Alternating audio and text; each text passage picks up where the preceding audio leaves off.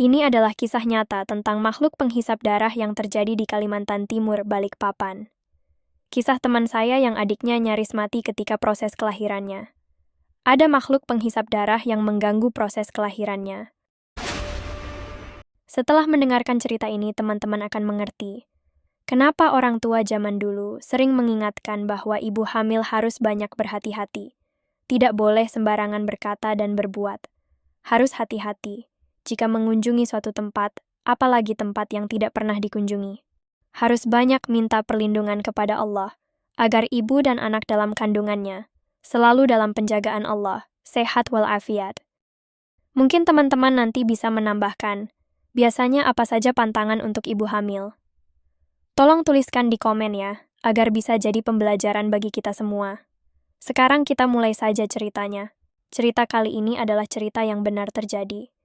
Dialami oleh teman saya. Teman saya menceritakan bahwa kejadian ini terjadi saat adik perempuannya akan lahir.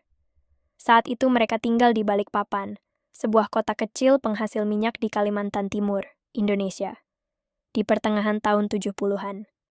Saat itu hari sudah mulai maghrib, ketika ibu temanku ini merasakan bahwa saat akan melahirkan sudah dekat. Ayahnya lalu menjemput sang bidan, yang mereka sebut datuk bidan, untuk membantu persalinan. Bidan adalah sebutan di daerah itu untuk orang yang mempunyai keahlian menolong seorang ibu untuk melahirkan. Saat itu adalah hal normal bagi masyarakat untuk memakai jasa bidan daripada dokter. Mungkin dikarenakan belum tersedianya banyak dokter dan akses ke rumah sakit. Semua persiapan sudah siap ketika proses kelahiran berjalan. Rupanya proses kelahiran adik temanku ini tidak selancar yang diduga. Kendala pertama adalah kelahiran yang sungsang, kaki dahulu yang keluar. Dan proses ini memakan waktu yang lama. Ibu temanku sampai pada satu titik tidak kuat lagi untuk mengejan. Keadaan mulai tegang. Apalagi saat datuk bidan mengatakan bahwa beliau sudah menyerah. Tapi apa yang membuatnya menyerahlah yang membuat bapak temanku ini terkejut. Ada hantu yang mengganggu proses persalinan ini, kata datuk bidan. Seisi rumah menjadi heboh. Kalau sudah seperti ini, coba kalian panggil Kai Salman, lanjut kata datuk bidan. Kai adalah sebutan untuk kakek. Lalu datuk bidan menyuruh bapak temanku ini untuk menjemput Kai Salman sambil memberikan arahan rumahnya. Singkat cerita, sampailah sudah Kai Salman di rumah. Beliau langsung tahu bahwa ada suatu entitas gaib yang mengganggu proses persalinan adik temanku ini. Beliau langsung menyuruh bapak temanku ini mencari 20 lembar daun nangka. Langsunglah dicari daun tersebut. Lalu Kai Salman mengeluarkan beberapa barang yang dibawanya. Tampak sebuah pisau bersarung kulit sapi diletakkannya di atas meja. Dan perlahan dikeluarkan pisau itu dari sarungnya. Ternyata itu adalah pisau yang terbuat dari kuningan. Dengan ujung pisaunya, Kai Salman mengambil sejumput kecil larutan kapur. Ditorehkannya ke jejeran daun-daun nangka yang tadi telah diambil oleh bapak temanku. Beberapa karakter aneh dituliskan di atas daun-daun itu.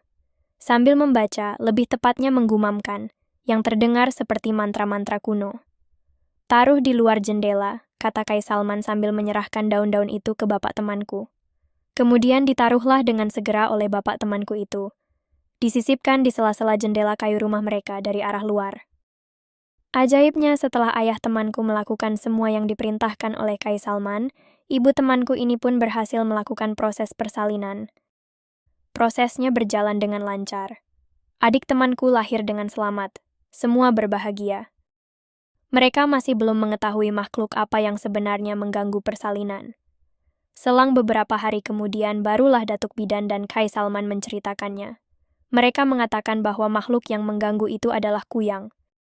Kuyang menurut kepercayaan orang-orang Balikpapan adalah hantu dengan wujud kepala perempuan, yang dari leher ke bawah hanyalah usus dan organ dalamnya saja. Hantu ini terbang dengan rupa kepala serta usus dan organ dalamnya untuk mencari darah. Dalam kepercayaan mereka, hantu ini sebenarnya merupakan penjelmaan dari orang yang mempelajari ilmu hitam. Saat siang hari mungkin mereka tampak seperti manusia normal, tetapi pada malam hari wujud mereka berubah menjadi kuyang dan bergentayangan mencari mangsa untuk dihisap darahnya. Dan hebatnya, hantu kuyang ini dapat menghisap darah dari jarak jauh. Dan mereka sangat menyukai darah bayi. Ilmu hitam ini mereka pelajari dengan bersekutu kepada iblis. Tujuannya untuk mendapatkan kejayaan berupa harta dan uang yang banyak. Tetapi dengan sebuah konsekuensi bahwa mereka ketika malam berubah wujud menjadi hantu dan harus mencari makan berupa darah. Dalam kasus temanku ini, rupanya makhluk ini sudah menandai sang ibu saat kedua suami istri selalu berjalan pagi di area mereka. Mereka sudah menghitung hari kapan saat melahirkan akan tiba. Jadi jika saja hantu kuyang ini tidak dapat diusir waktu itu, bisa saja sang ibu akan kehabisan darah karena disedot dari jarak jauh. Dan bayinya akan mati karena kehabisan darah. Demikianlah cerita kali ini. Beberapa pelajaran yang dapat kita ambil adalah hati-hati jika berjalan di suatu kawasan yang belum dikenal, apalagi untuk ibu hamil, karena masih ada orang yang mempraktekkan ilmu hitam yang biasanya membutuhkan korban. Baca doa perlindungan di mana saja kita berkunjung. Selalu memohon kepada Allah yang Maha Pelindung. A'udzu bikalimatillahi tammati min syarri ma khalaqa, yang artinya, aku berlindung dengan kalimat Allah yang sempurna dari kejahatan ciptaannya. Apa yang dilakukan oleh ayah temanku itu tidaklah sesuai dengan syariat Islam, karena meminta pertolongan kepada dukun. Maka hendaknya kita tidak mengikuti cara tersebut. Kita harus mengetahui cara pengobatan yang sesuai dengan syariat Islam, ruqyah syar'iyah, karena jika salah kita bisa terjerumus kepada kesyirikan. Apa yang dilakukan oleh ayah temanku itu tidaklah sesuai dengan syariat Islam, karena meminta pertolongan kepada dukun. Maka hendaknya kita tidak mengikuti cara tersebut. Kita harus mengetahui cara pengobatan yang sesuai dengan syariat Islam, ruqyah syar'iyah, karena jika salah kita bisa terjerumus kepada kesyirikan. Semoga teman-teman semua diberikan perlindungan oleh Allah. Untuk yang sakit diberikan kesembuhan dan kemudahan dalam semua urusan. Aminu ya Rabbal Alamin. Komen jika ingin memberikan respon. Subscribe untuk yang belum agar selalu dapat cerita terupdate. Terima kasih.